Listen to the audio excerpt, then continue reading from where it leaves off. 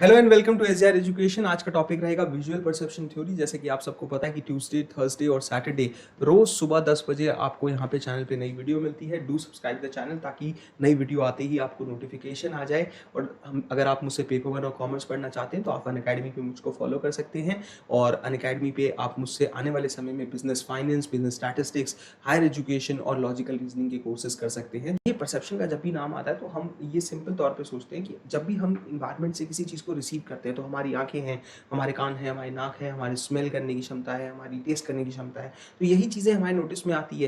जैसे कि हम देख पाते हैं, हम सुन पाते हैं, हम स्मेल कर पाते हैं, हम टेस्ट कर पाते हैं, हम टच को फील कर पाते हैं। तो जो सेंसरी इन्फॉर्मेशन किसी को इन्वायरमेंट से मिल रही है वो इन्हीं चीज़ों से मिल रही है। तो सेंसेशन का मतलब क्या होता है कि जो फिजिकल सिमुलेशन है सेंसरी रिसेप्टर्स को हमारे जो मिलती है।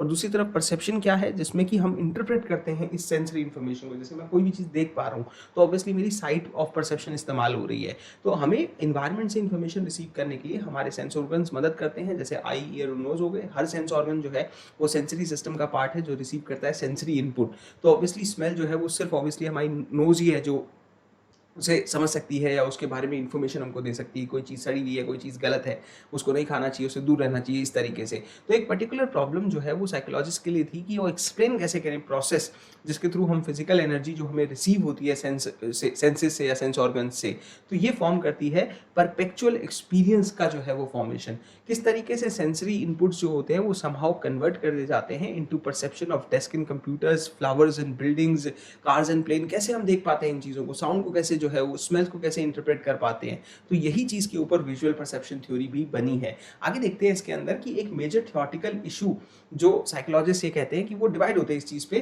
कि परसेप्शन रिलाई करता है डायरेक्टली जो इन्फॉर्मेशन इन्वायरमेंट में है, हमने जो भी देखा हमने उस चीज़ से इंटरप्रेट कर लिया।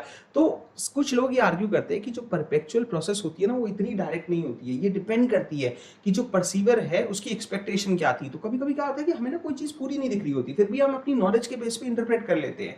जैसे आप जनरली दूर से देखेंगे, आपको कोई ऐसा रेड सिग्नल दिख रहा होगा, कुछ हरस दिख रहा होगा, तो जनरली आप सोचेंगे कि हाँ यार ये तो जो है रेड लाइट है।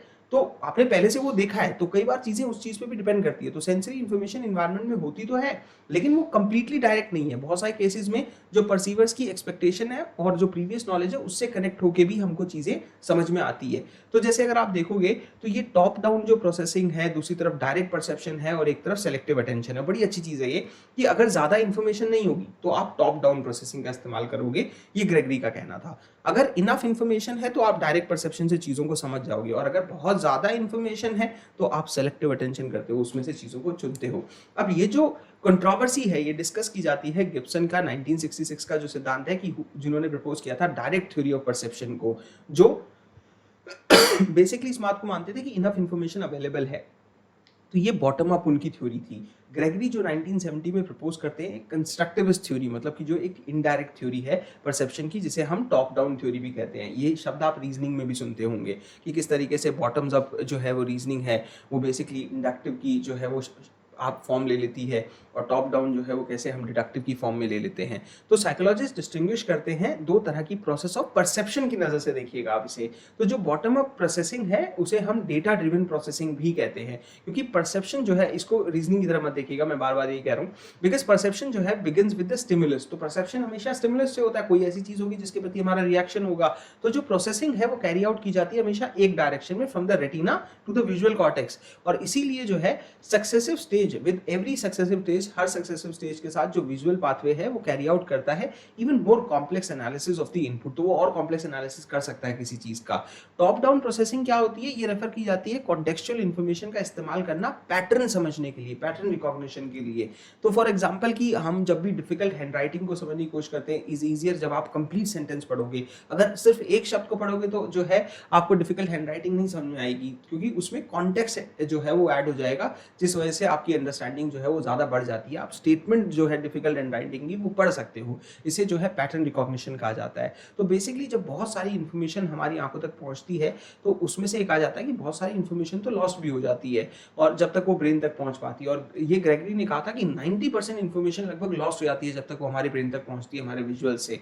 देयरफॉर जो ब्रेन है उसको गेस करना पड़ता है कि व्यक्ति क्या देख रहा है, और ये चीजें उसकी प्रीवियस नॉलेज पे, पास्ट एक्सपीरियंसेस पे बेस होती है। रिचर्ड ग्रेगरी ने प्रपोज किया था कि परसेप्शन जो है है उसमें कई तरह के हाइपोथेसिस टेस्टिंग भी इन्वॉल्व होते हैं ताकि वो सेंस बना पाए इन्फॉर्मेशन की जो प्रेजेंट की जा रही है सेंस ऑर्गन्स के द्वारा।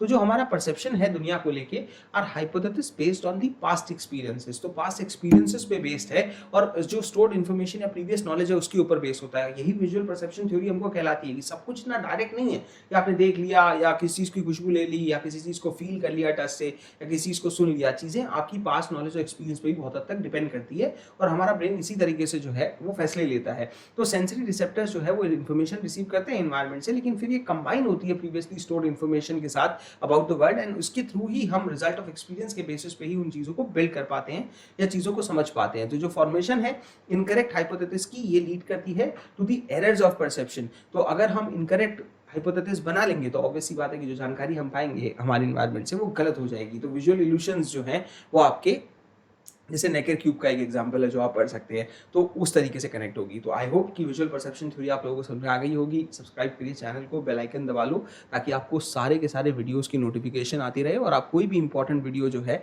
टॉपिक से रिलेटेड मिस ना करें। शुक्रिया अपना।